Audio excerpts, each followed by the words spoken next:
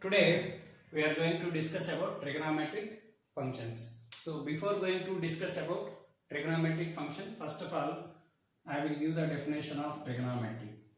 Trigonometry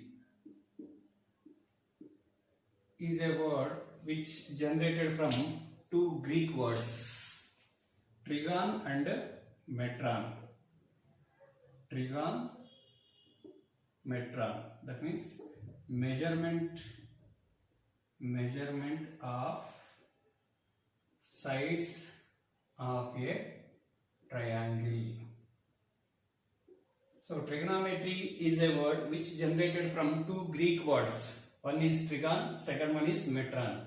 So trigonometry means trigon, generated from trigon, metron. So what is the meaning of trigon and metron? Measurements of sides of a triangle. So in this chapter we are going to measuring the sides of a triangle. Next definition is angle. So here we have two diagrams. This is initial side and this is terminal side. Here this is initial side, this is terminal side. The amount of rotation of terminal side, how much amount you are rotating, amount of rotation of terminal side to the initial side about the vertex is called as angle. So this is fixed line. Initial side means fixed line, terminal side means moving line. The amount of rotation, how much amount you are rotating comparing with the initial side about the vertex. The vertex means it's a fixed point. The amount of rotation of terminal side to the initial side is called as an angle. There are two types of angle.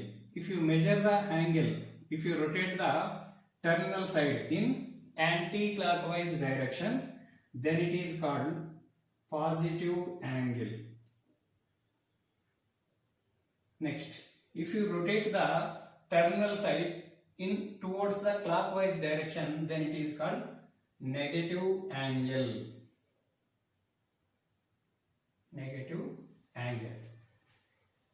Next, there are two types of measurement of angles.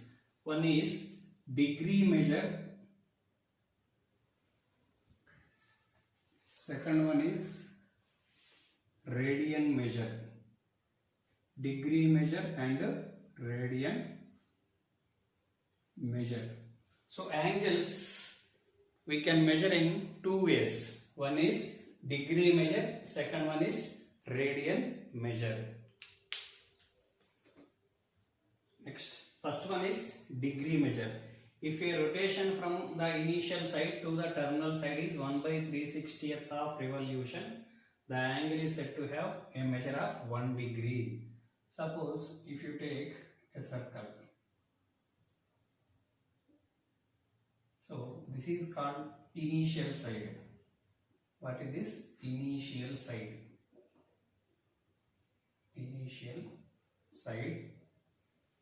Now let this is terminal side. So one complete revolution means how many degrees? 360 degrees. One complete revolution of a circle means 360 degrees from initial side to terminal side. So total how many parts we can, if you make it as 360 parts, 1, 2, 3, 4, 5, 6, 7, 8, 9, 10, 11, so on like this. If you divide this into 360 parts, if a rotation from the initial side to the terminal side, from initial to terminal side is 1/360th part. If you take this part, total 360 parts, if you divide this circle, then the initial side to the terminal side is 1/360th part. This is 1/360th part. So out of 360th part, this is 1/360th part. If you take up to here, this is 2/360th part, 3/360th part. That means if you take only one part out of 360, 1/360th of revolution, this part is 1/360th of revolution, then this angle is said to be 1 degree. So if a rotation from the initial side to the terminal side is 1 by 360th of total revolution, then the angle is said to have measure of 1 degree. Next, general, we will return it as 1 degree. Next, degree is divided into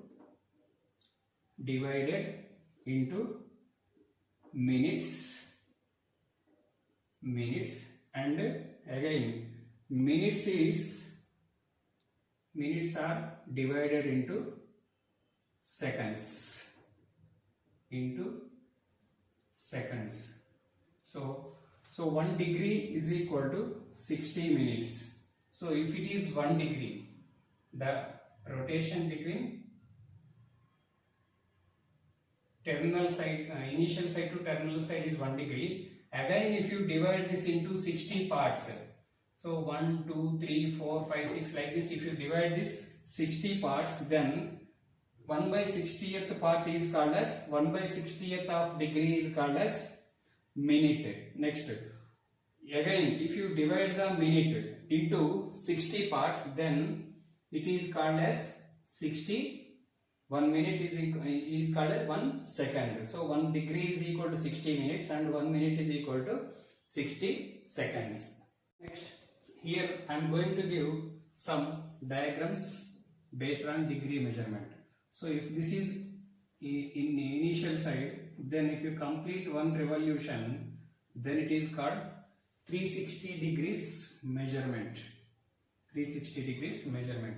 Next, if this is initial side and this is terminal side, the angle between initial side to terminal side, from here this is initial side and this is terminal side. So the angle between initial side to terminal side is 180 degrees. Next, if this is initial side and this is terminal side, then the angle between initial side to terminal side is 90 degrees. Next,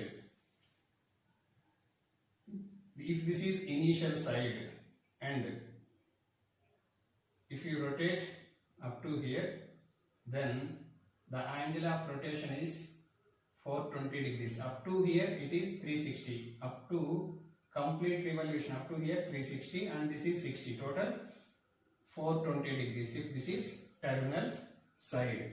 Next, if you take the diagram initial side and terminal side, and if you rotate the terminal side in clockwise direction, then the angle is minus 60. If you rotate in clockwise direction, then angle we will measure in negative. So this is called negative angle. This is called as minus 60 degrees. Next, radian measure. So angles we can measure in 2 ways. One is degree measure, second one is radian measure. What is radian measure means? The angle subtended at the center. Angle subtended at the center. This is circle, this is called center. Angle subtended at the center by an arc. Take an arc. This is arc A to B. This length AB is called arc. Angle subtended at the center. This is center. At the center by an arc AB. Arc AB of length. What is the length of this? 1 unit. 1 unit. 1 unit in a unit circle. Unit circle means radius is 1 unit. Then it is called 1 radian. 1 radian. Angle, this is the angle subtended at the center by an arc of length 1 unit in a unit circle. In a unit circle means radius is 1 unit, is said to have a measure of 1 radian. This is the definition of radian. Next, consider a circle whose radius is r. This is circle and the radius of this circle is r. Next, let the length of an arc is L. Next, this arc, let this arc makes an angle theta at the center of a circle. Therefore, angle made by the arc measured at center of a circle is given by the formula theta is equal to L by R. Theta means theta radians. So L is equal to R theta. This is the most important formula to measure the length of an arc of a circle. Next, relation between radian and real number. Radians, real numbers, there is no difference. 1 radian is equal to 1, 2 radians is equal to 2. If you want to write 1 radian, you can write it as 1. If you want to write 2 radians, you can write it as 2. If you want to write 30 radians, we can write it as 30. So radians, in the place of radians, directly we can write it as real number. This is the relation between radian and real number. Next, relation between radian and degree. So pi radians is equal to 180 degrees. So pi radians is equal to 180 degrees. That means, suppose if you want to find 1 radian is equal to how many degrees, means 180 by pi.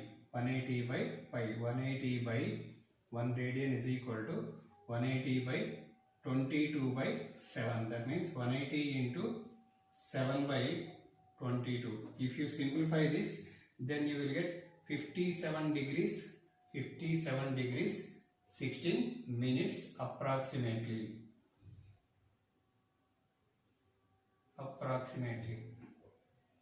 So 1 radian is equal to 57 degrees 16 minutes. Suppose pi radians is 180 degrees. 1 degree is equal to how many radians? Suppose if you want to find 1 degree is equal to how many radians, means 1 degree is equal to pi by 180. Pi by 180. Pi means 22 by 7. 22 by 7 into 180. So if you simplify this, then you will get 0.01746 approximately. This is the relation between radian and degree. So 1 radian is equal to 57 degrees 16 minutes and 1 degree is equal to 0.01746 approximately. This is the relation between radian and degree.